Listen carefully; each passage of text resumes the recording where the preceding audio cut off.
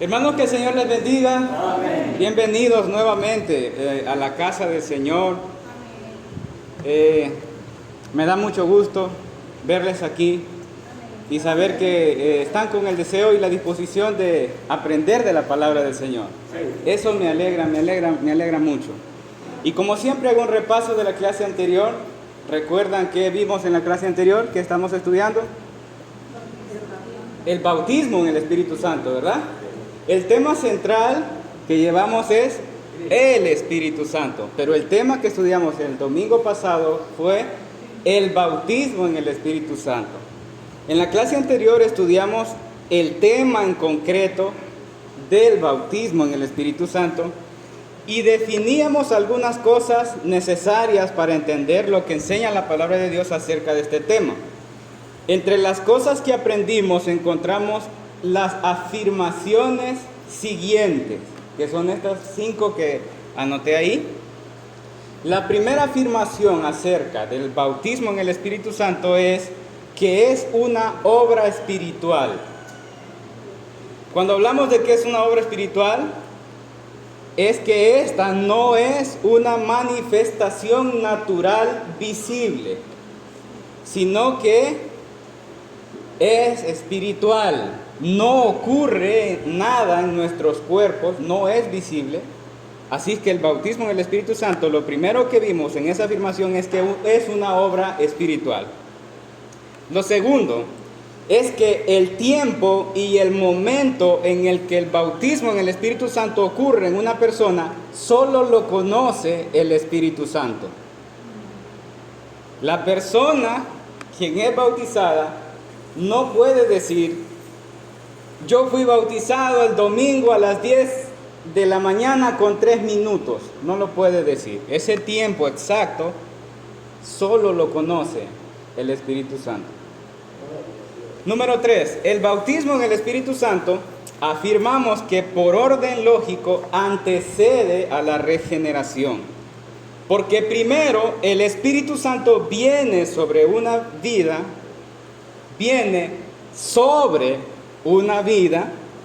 genera vida en un muerto espiritual, luego es vivificado y después Él viene en arrepentimiento a los pies de Cristo y comienza su obra de santificación natural progresiva por el Espíritu. Así que afirmamos que el bautismo en el Espíritu Santo antecede a la regeneración. Número 4. El bautismo en el Espíritu Santo es una obra completamente diferente a la llenura del Espíritu, a las unciones del Espíritu, a los dones del Espíritu, a los ministerios y a los frutos. No son la misma cosa. El bautismo en el Espíritu Santo no es lo mismo que la llenura, las unciones, los dones, los ministerios y los frutos. No son lo mismo. Número 5. El bautismo en el Espíritu Santo, según el apóstol Pablo, es la única operación del Espíritu que nos garantiza que somos injertados al cuerpo espiritual de Cristo como iglesia. Amén. Bueno, aprendimos que somos bautizados, según el apóstol Pablo, en un mismo espíritu, porque somos un mismo cuerpo. Entonces, desde esta enseñanza respondíamos a la pregunta: ¿qué es el bautismo en el Espíritu Santo? El bautismo en el Espíritu Santo es la obra que describe el momento en el que Dios, Espíritu Santo, posa, cubre, llena con su sombra. Ese es el momento en el que el ser humano es sumergido en Dios Espíritu Santo, y ese exactamente es el momento en el que el Espíritu Santo cae sobre una persona. Y cuando hablamos de eso, es que no hay nada que explique mejor ese momento que el bautismo, porque es estar completamente sumergido y estar hundido en él. Entonces, también aprendíamos la diferencia de ser bautizados en el Espíritu Santo y de ser regenerados por el Espíritu Santo. Aunque pasen o sucedan de forma simultánea, o sea, al mismo tiempo, creemos que por orden lógico, el bautismo en el Espíritu Santo antecede la regeneración. Escuche, el bautismo es el momento en el que la persona es cubierta, poseída a totalidad, profundamente hundida en el Espíritu, y la regeneración es cuando recibe vida, cuando es resucitado de los muertos espiritualmente, y ahora, después de esa obra, él viene a Cristo y comienza su proceso de santificación en su vida natural. ¿Entendimos la diferencia? ¿Sí? Decía que iba a comenzar a hablar del evento inaugural en el Pentecostés en el pasaje de Hechos 2, pero considero importante algunos detalles que deseo que hoy todos consideremos. Antes de llegar al evento inaugural del avivamiento del Pentecostés, quiero que veamos esto porque el propósito por el cual estamos estudiando el bautismo del Espíritu Santo viene y tiene que ver directamente a la inauguración de la iglesia primitiva y la obra del Espíritu Santo que se realiza en Hechos 2, en esa parte del Nuevo Testamento. He leído y he escuchado que muchas personas afirman que solamente en el evento del Pentecostés en Hechos 2 hubo bautismo del Espíritu Santo. Ellos mencionan de que solamente por la manifestación que hay en el Pentecostés, solamente ahí hay bautismo del Espíritu Santo. Pero yo creo que hubieron personas que fueron bautizadas antes de llegar al evento inaugural. Y eso es lo que quiero que estudiemos hoy para la gloria de Dios. Pero antes vamos a orar. Oramos al Señor. Señor, muchas gracias por esta oportunidad que tú nos concedes.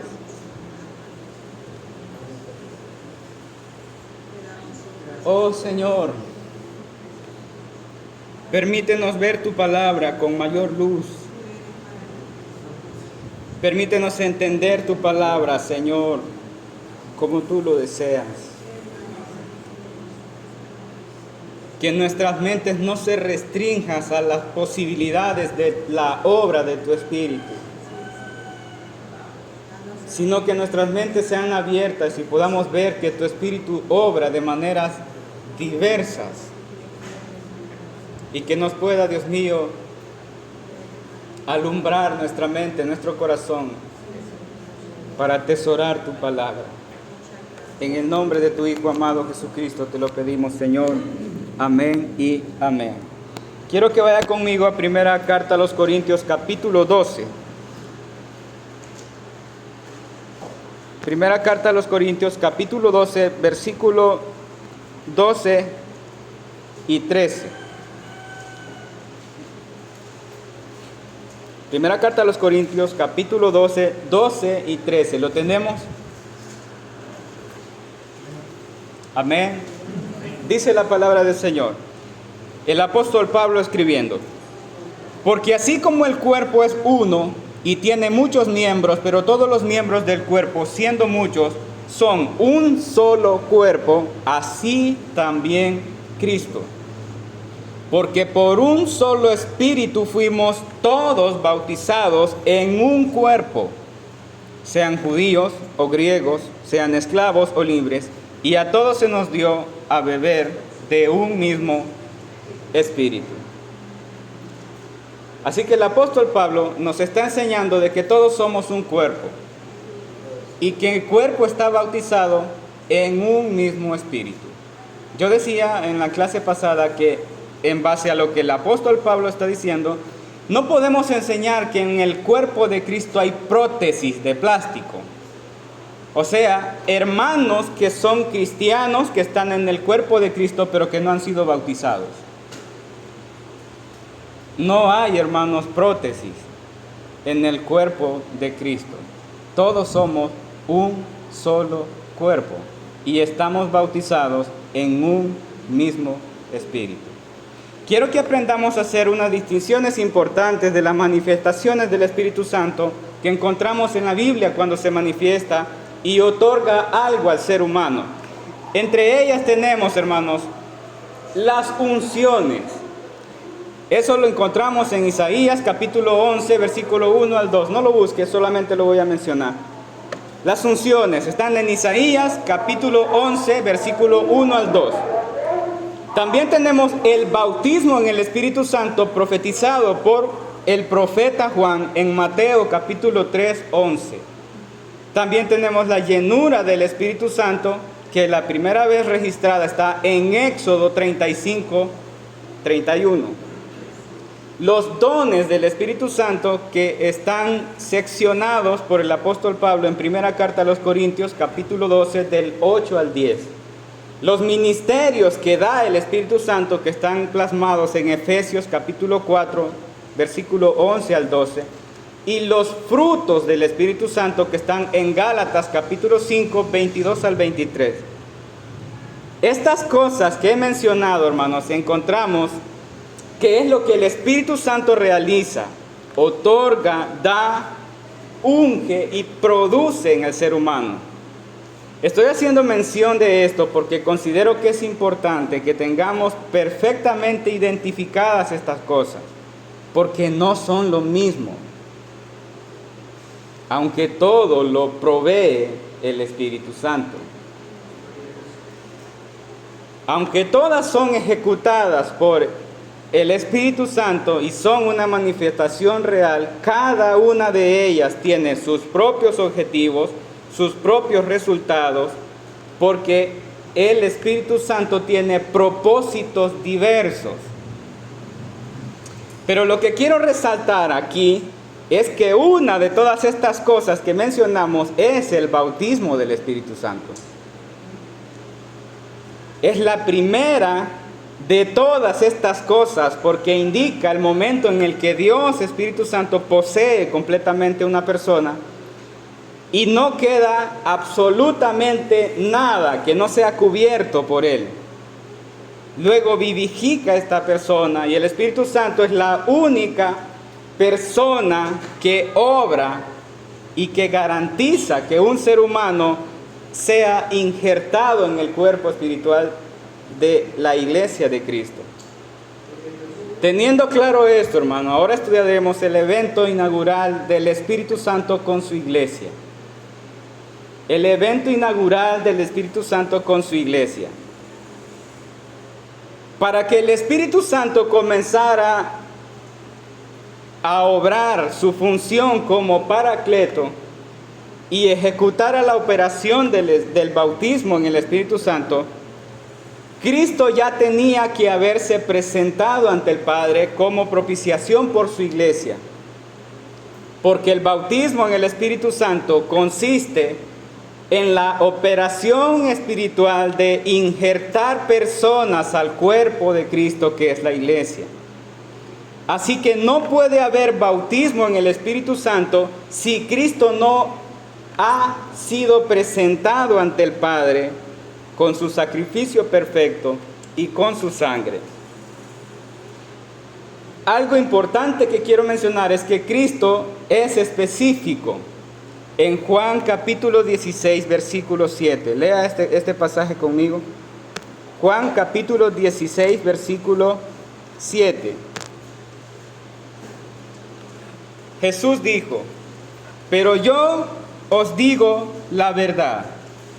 Os conviene que yo me vaya, porque si no me fuera, el Consolador no vendría a vosotros, mas si me fuere, os lo enviaré. ¿Sí? Lo primero que debemos destacar de todo esto es que Cristo se está dirigiendo específicamente a los que son suyos. Vuelvo a decir esto, hermano, escuchen. Lo primero que debemos destacar de todo esto es que Cristo se está refiriendo, Cristo se está dirigiendo específicamente a personas que ya son suyos. He escuchado y he leído acerca de la interpretación de lo que pasa en el Pentecostés como bautismo en el Espíritu Santo, en el que dicen que solamente en el Pentecostés es que la iglesia fue instituida. O sea, que como todos los 120 que estaban en el aposento alto fueron bautizados en el Espíritu Santo en Hechos 2, esa es la cantidad con que comienza la iglesia primitiva. Para ellos, esa es la cantidad de personas con las que comienza la iglesia. Creen que solamente hasta Hechos 2, cuando el Espíritu Santo se manifiesta, hasta ahí, y con esa cantidad de personas comienza la iglesia. A lo que yo con toda la fuerza diré que no es así. La iglesia de Cristo no comienza con 120 en el Pentecostés. Inicia con 12 elegidos por el Padre. Inicia con 12 elegidos por el Padre desde antes de la fundación del mundo, y posteriormente otras personas piadosas que creen fielmente en Él. Pero en primera instancia, por revelación bíblica indiscutible, son sus discípulos la primera iglesia. Ahora quiero que leamos Juan capítulo 17. Juan capítulo 17, versículo 2. Como le has dado potestad sobre toda carne para que dé vida eterna a todos los que le diste. Versículo 8. Porque las palabras que me diste les he dado, y ellos las han recibido y han conocido verdaderamente que salí de ti, y han creído que tú me enviaste. Versículo 11 y 12. Y ya no estoy en el mundo, mas estos están en el mundo, y yo voy a ti, Padre Santo. A los que me has dado, guárdalos en tu nombre, para que sean uno, así como nosotros. Versículo 12. Cuando estaba con ellos en el mundo, yo los guardaba en tu nombre. A los que me diste, yo los guardé. Y ninguno de ellos se perdió, sino el hijo de perdición, para que la escritura se cumpliese. ¿De quiénes está hablando? De los apóstoles y de Judas. Así que está hablando de la primera iglesia. Amén. Versículo 18. Como tú me enviaste al mundo, así yo los he enviado al mundo. Versículo 19. Y por ellos yo me santifico a mí mismo, para que también ellos sean santificados en la verdad. Está hablando de los 12, ¿verdad? Claramente está hablando de que sus discípulos son su primera iglesia. Amén. Pero hay algo importante, y es que desde el versículo 20 al 23 está hablando de la demás iglesia. Lea conmigo el versículo 20 y 23. 20 al 23. Mas no ruego solamente por estos, ¿cómo dice? Sino también por los que han de creer en mí por la palabra de ellos, para que todos sean uno, como tú, oh Padre, en mí y yo en ti, también ellos sean uno en nosotros, para que el mundo crea que tú me enviaste. La gloria que me diste yo les he dado, para que sean uno, como nosotros somos uno. Yo en ellos y tú en mí, para que sean perfectos en unidad, para que el mundo conozca que tú me enviaste y que los has amado a ellos, como también a mí me has amado. Está hablando ya de la iglesia que sería edificada por el mensaje de ellos. De acuerdo a la unidad de la que está hablando Cristo aquí, claramente está describiendo el cuerpo de Cristo siendo un solo cuerpo, para que sean uno. Un solo cuerpo que es bautizado en un mismo espíritu. Hemos hablado de que Cristo dijo que Él tendría que irse y presentarse ante el Padre. Para hacer eso, Él tenía que haber ya vivido una vida en obediencia perfecta a cada una de las exigencias de Dios en su ley. Debía ser sin pecado, debía haber hecho un sacrificio perfecto y debía haber muerto y debía haber resucitado para poder ascender, amén, al cielo con sus propios méritos para presentarse ante el Padre como sumo sacerdote. Con su propia sangre como objeto de nuestra redención para purificar toda su iglesia. Amén. Después de eso, solo hasta que el Padre lo instituyera oficialmente como nuestro sumo sacerdote, es que el Espíritu Santo vendría para quedarse con su iglesia y Él ya no regresaría más. Pero Cristo no tiene informalidades, así que no puede simplemente irse y dejar a su esposa. Él debe traer al sucesor con Él para luego irse por completo. Lo que quiero fundamentar es lo que estamos estudiando.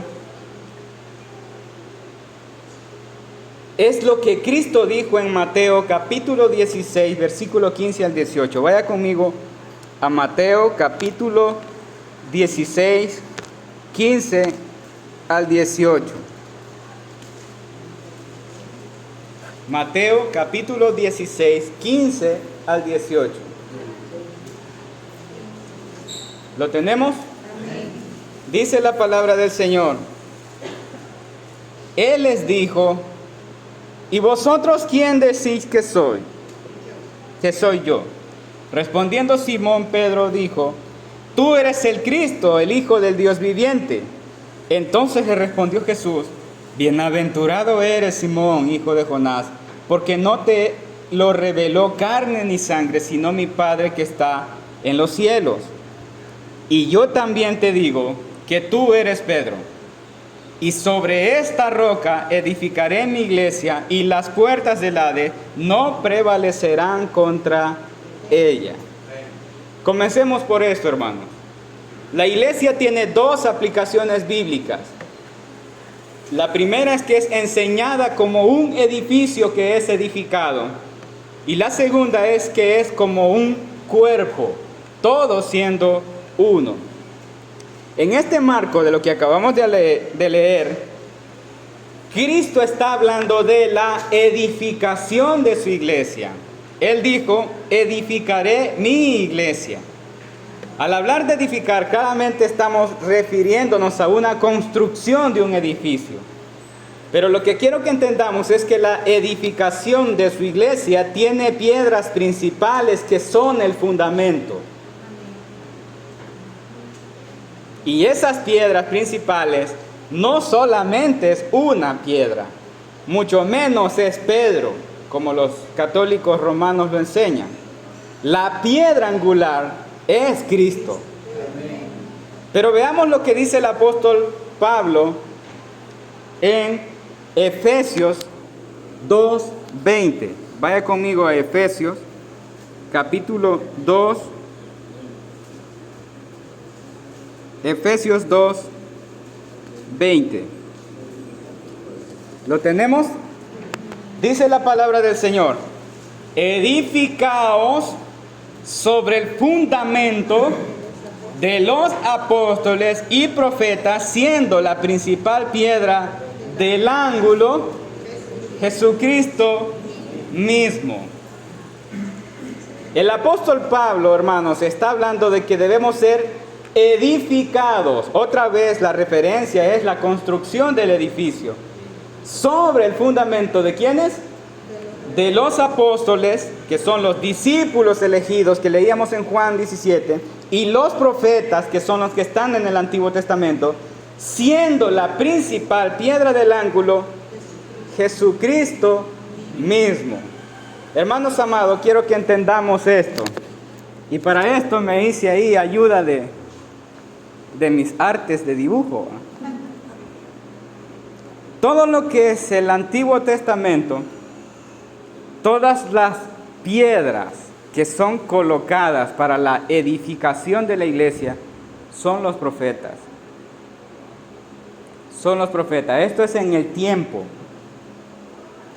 Esto es el Antiguo Testamento. Pero Cristo es la piedra angular en donde todo tiene su fuerza.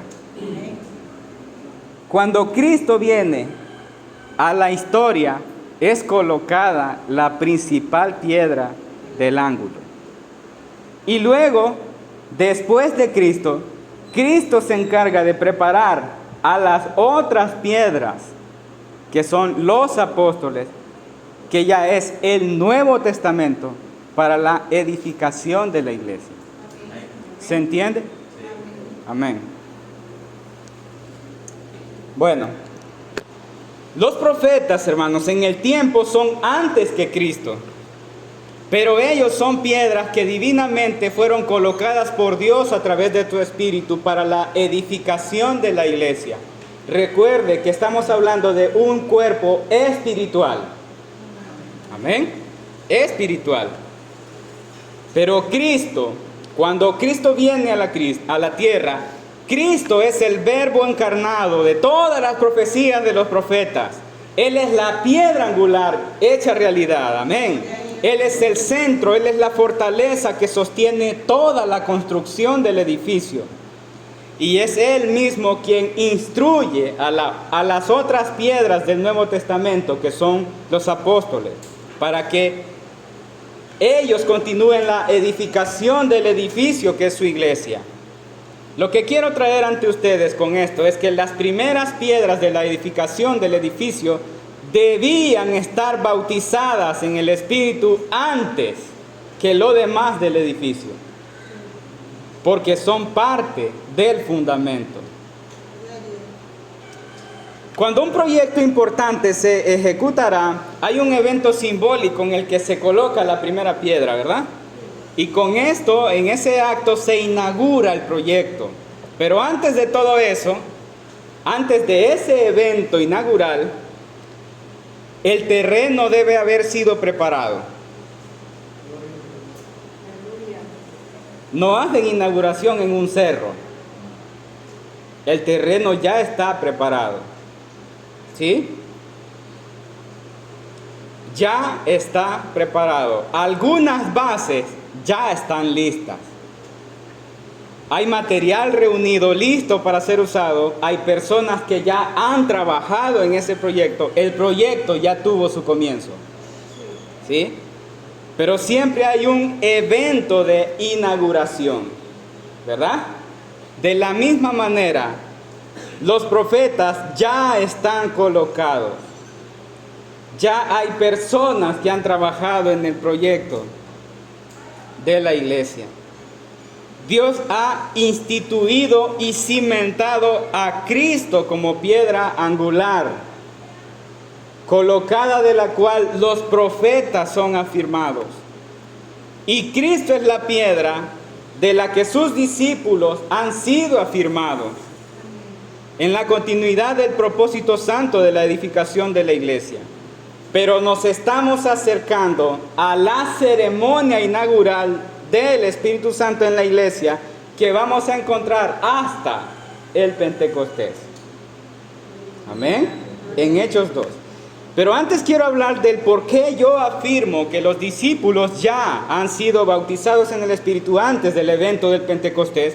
Y quiero enfocarme estrictamente que cuando nos referimos a ser bautizados en el Espíritu Santo, nos estamos refiriendo a ser injertados en el cuerpo espiritual de la iglesia. No de haber recibido poder, no de haber sido investido de ministerios, no de impartición de dones, no de hablar en lenguas, sino de ser bautizados en el Espíritu, en la inserción de ellos en el cuerpo de la iglesia de Cristo. Ya leímos Juan 17 y creo que sería suficiente para tener claro eso, pero nos vamos a profundizar más. Debo apelar a que no podemos afianzarnos de versículos bíblicos donde encontramos las manifestaciones visibles, audibles, notables y físicas cuando hablamos del bautismo del Espíritu Santo. Porque el bautismo del Espíritu Santo no es visible, no es audible, no es notable, ni es físico. El bautismo del Espíritu Santo es espiritual. Pero sí hemos aprendido que el Espíritu Santo, por orden lógico, antecede la regeneración. La obra de regeneración que sucede cuando el Espíritu Santo da vida a los que están muertos en delitos y pecados. Ellos reciben vida y vida eterna. Ahora, los discípulos no podían ser bautizados en el Espíritu Santo si Cristo no había subido al Padre. Según Juan 17, versículo 2, dice que el Padre le dio potestad al Hijo para que les dé vida a todos los que le dio. Y hemos aprendido por nuestro pastor José Pedro Cruz que para que el Hijo les dé vida, el Padre tuvo que entregarse los muertos.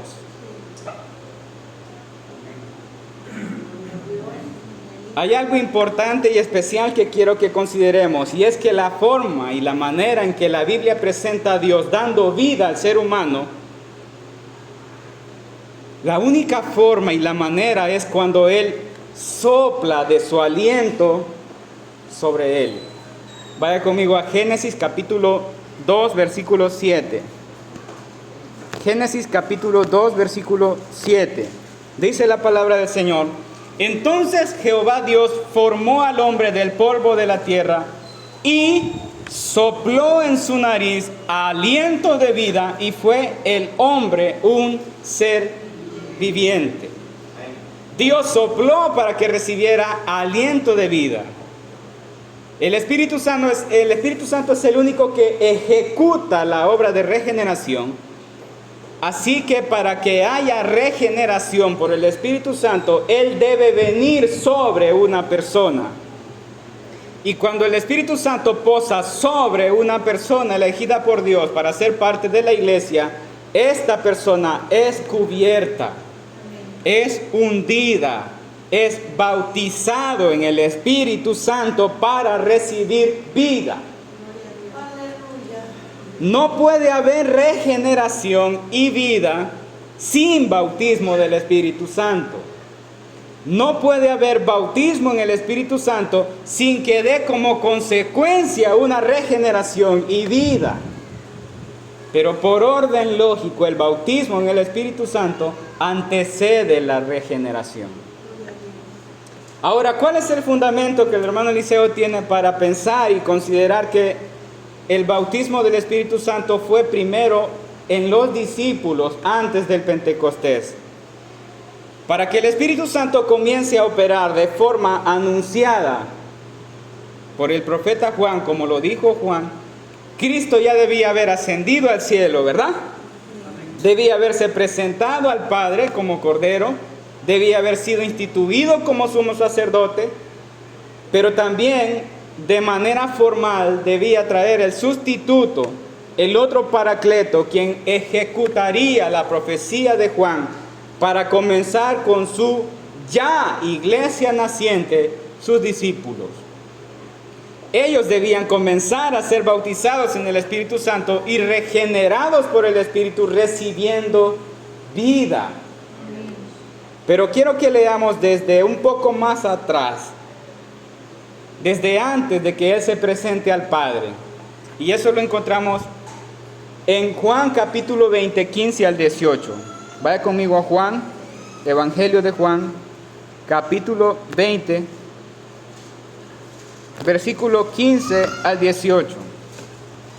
¿Lo tenemos? Esta es una conversación que Jesús tiene con María. Dice, Jesús le dijo: mujer, ¿por qué lloras? ¿A quién buscas? Ella, pensando que era el horteliano, le dijo: Señor, si tú lo has llevado, dime dónde lo has puesto y yo lo llevaré. Jesús le dijo: María. Volviéndose ella le dijo: Raboni, que quiere decir maestro. Jesús le dijo: no me toques, porque aún no he subido a mi Padre, mas ve a mis hermanos y diles, subo a mi Padre y a vuestro Padre y a mi Dios y a vuestro Dios. Fue entonces María Magdalena para dar a los discípulos las nuevas de que había visto al Señor y que Él le había dicho estas cosas. Ahí Cristo va a ascender al Padre, no ha subido todavía, va a ascender al Padre. Y lo que Cristo está diciendo, entonces ahí, es que Él está a punto de presentarse a Dios el Padre con todo el sacrificio perfecto, para que el Padre lo establezca como sumo sacerdote. Amén. Entonces Cristo tiene que subir, ¿verdad? Es lo que estamos viendo ahí. Por eso le dice a María, no me toques.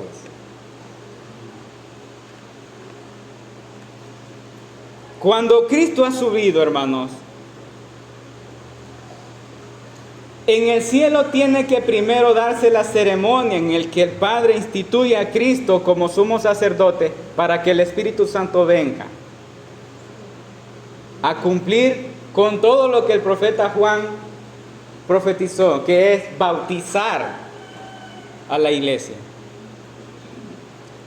Así que cuando Cristo llega al cielo y es instituido, entonces vuelve Cristo, pero ya vuelve con el Espíritu Santo.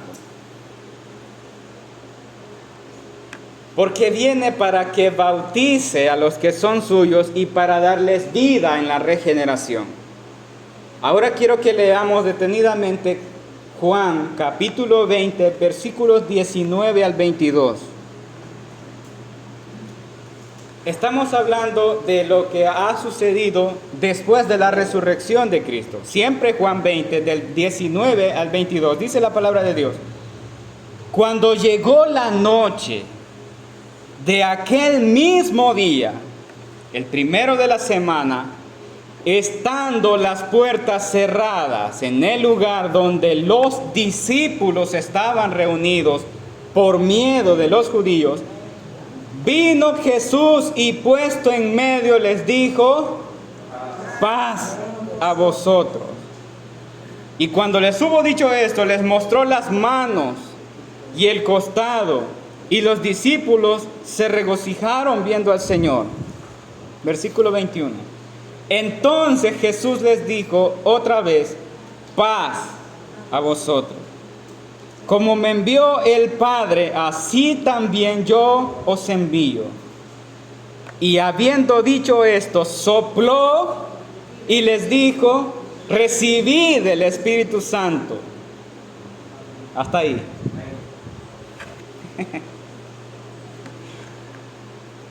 Hermanos, lo que mi mente y mi espíritu no pueden dejar pasar por alto al leer este maravilloso pasaje es que Cristo, ya resucitado, ya glorificado y santificado, ceremonialmente establecido, ha subido al Padre, vuelve a sus discípulos a la casa, cruza las puertas cerradas para ver a sus discípulos. Y esto es importante porque no dice que estaban los 120, son sus discípulos. Dice específicamente sus discípulos, están encerrados, tristes, débiles, temerosos. Él cruza las puertas y les dice, paz a vosotros. Los discípulos todavía no entienden qué es lo que está pasando, entonces Él les muestra las manos y su costado. Ahora sus discípulos creen en lo que María decía. Hermanos, los discípulos están viendo a la principal piedra del ángulo resucitado. Entonces Cristo les dice otra vez, paz a vosotros. Como me envió el Padre, así también yo les envío. Él no podía enviarlos sin que ellos fueran bautizados en el Espíritu Santo. Él no podía enviarlos sin que ellos recibieran vida. Y habiendo dicho esto, sopló y les dijo: recibid el Espíritu Santo. Yo no me atrevo a pasar por encima de este versículo sin detenerme con reverencia y temor. No puede mi mente y mi espíritu leer que Cristo está resucitado, glorificado, santificado, ordenado como sumo sacerdote por el Padre de su iglesia, y que Él venga y sople.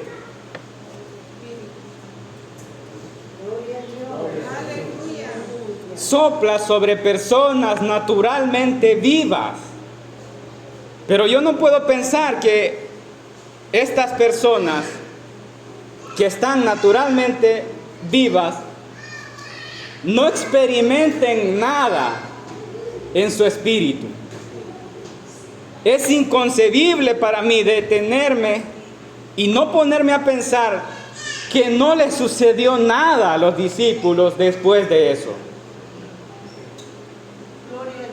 Vuelvo a mencionarlo: física, audible, visible, notable, en ellos no sucede nada. El enfoque de Juan al describir este pasaje es Cristo. No es la reacción de ellos ante sus palabras. Cristo está en el Espíritu. Por lo tanto, el efecto de su soplo iba a ser en el espíritu de los que estaban ahí. Esto debe anclar nuestra atención. Porque no solamente sopla, sino que el versículo dice que después de enviarlo, sopló y les dijo: recibid el Espíritu Santo. Definitivamente para mí, algo tuvo que haber pasado. Amén. Algo tuvo que haber pasado. Y creo que ellos recibieron vida y fueron bautizados e injertados como las piedras del fundamento de la edificación de la iglesia. Podemos decirlo de esa forma porque tenemos esta evidencia bíblica. Es importante que aprendamos a separar el bautismo del Espíritu Santo y la llenura del Espíritu Santo, porque lo que tenemos escrito en el libro de Hechos prácticamente se entiende y que se refiere prácticamente a lo mismo. Cuando se habla del bautismo, cuando se habla de la llenura, cuando se habla de la promesa, cuando se habla de hablar en lengua, se entiende que todo es lo mismo. Pero no es así, son cosas distintas. Debemos aprender que solamente es hasta después de varios años que el apóstol Pablo nos enseña cómo es que estas cosas se diferencian. Así que para mí, la inauguración de la primera iglesia sucede con los apóstoles, en esa casa, después de Cristo resucitado, glorificado, santificado e instituido como nuestro sumo sacerdote. El próximo domingo estudiaremos Hechos capítulo 1 del versículo 4 al 5, que es en donde el doctor Lucas describe la ceremonia inaugural del Espíritu Santo para la edificación de la iglesia. Esta es la clase de hoy, hermanos. Que el Señor les bendiga. Gloria a Dios.